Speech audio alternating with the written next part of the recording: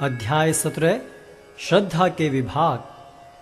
अर्जुन ने कहा, हे कृष्ण, जो लोग शास्त्र के नियमों का पालन न करके अपनी कल्पना के अनुसार पूजा करते हैं, उनकी स्थिति कौन सी है? वे सतोगुणी हैं, रजोगुणी हैं या तमोगुणी? भगवान ने कहा, देहधारी जीव द्वारा अर्जित गुणों के अनुसार उसकी श्रद्धा 3 प्रकार की हो सकती है, सतोगुणी, रजोगुणी अथवा तमोगुणी। अब इसके विषय में मुझसे सुनो।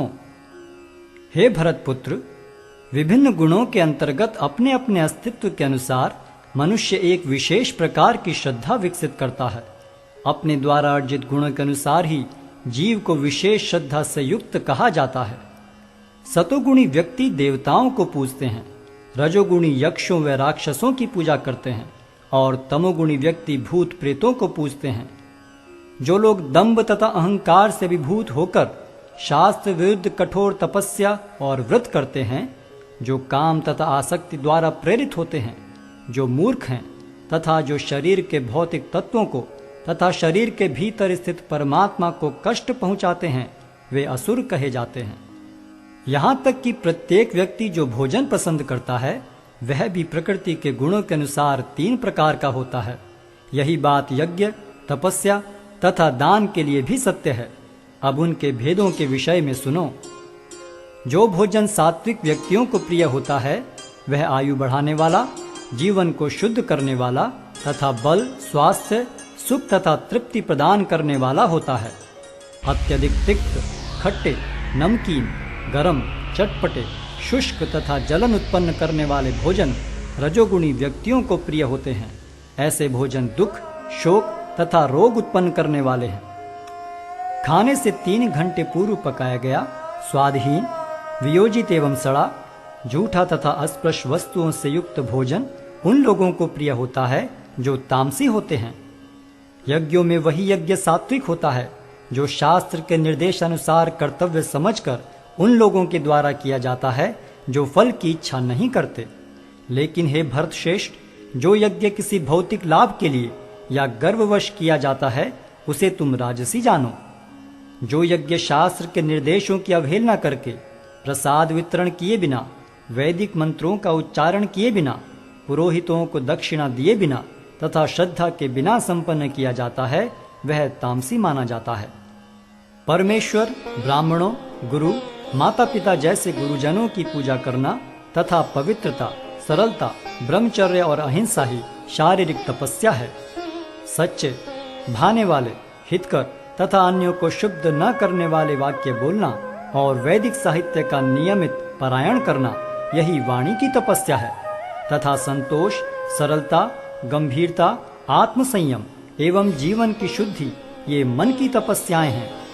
भौतिक लाभ की इच्छा न करने वाले तथा केवल परमेश्वर में प्रवृत्त मनुष्य द्वारा दिव्य श्रद्धा से संपन्न यह 3 प्रकार की तपस्या सात्विक तपस्या कहलाती है।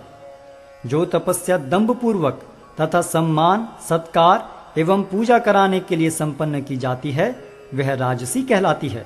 यह न तो स्थायी होती है, न शाश्वत। मूर्खतावश आत्मोत्पीड़न के लिए या अन्यों को विनष्ट करने या हानि पहुंचाने के लिए जो तपस्या की जाती है, वह तामसी कहलाती है।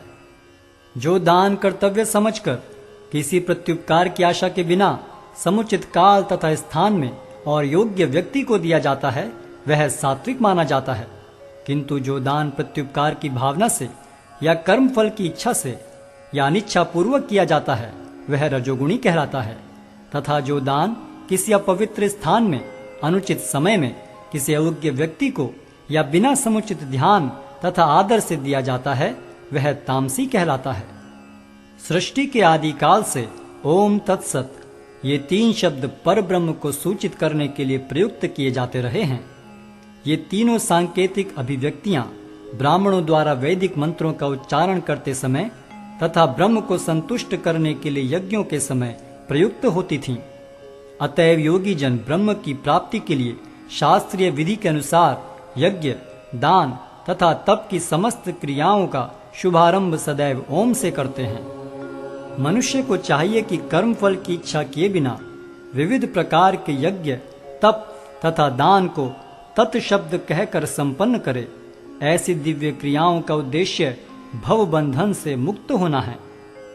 परम सत्य भक्ति में यज्ञ का लक्ष्य है और उसे सत शब्द से अभिहित किया जाता है।